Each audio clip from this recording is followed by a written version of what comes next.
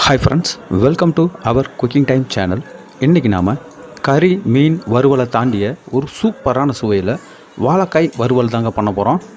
எக்கச்சக்கமான சத்துக்களை கொண்டு உடலுக்கு ஆரோக்கியம் தரக்கூடிய இந்த வாழைக்காயை சின்னவங்கலேருந்து பெரியவங்க வரைக்கும் விரும்பி சாப்பிடக்கூடிய வகையில் ரொம்ப டேஸ்டியாக நீங்கள் பார்த்த உடனே புரிஞ்சுக்கிற அளவுக்கு ரொம்ப சுலபமாக வாழைக்காய் வறுவல் எப்படி பண்ணலான்றதை பார்க்கலாம் வாங்க.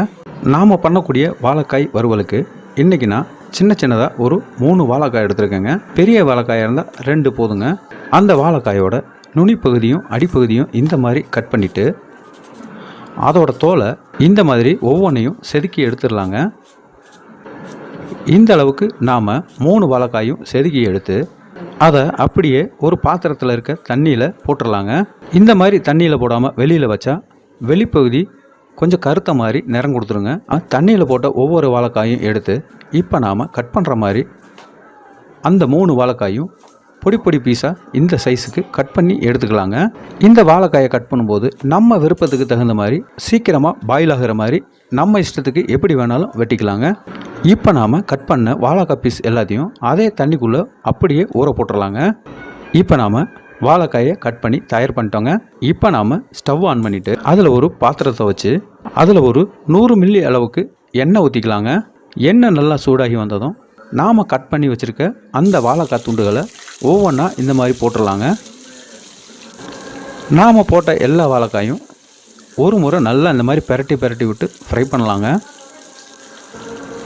அதுக்கப்புறமா ஒரு 1/4 டீஸ்பூன் அளவுக்கு உப்பு, ஒரு 1/4 டீஸ்பூன் அளவுக்கு மஞ்சள் பொடி, இது ரெண்டையும் சேர்த்துட்டு மறுபடியும் நல்லா பெரட்டி விடலாங்க.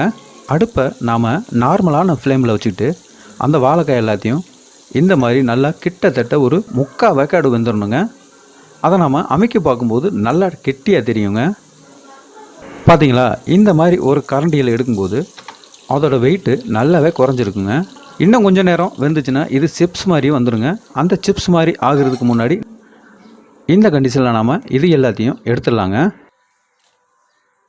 இப்போ நாம் அதே எண்ணெயில் ஒரு 1/2 டீஸ்பூன் அளவுக்கு கடுகு உளுந்து சேர்த்துக்கலாங்க.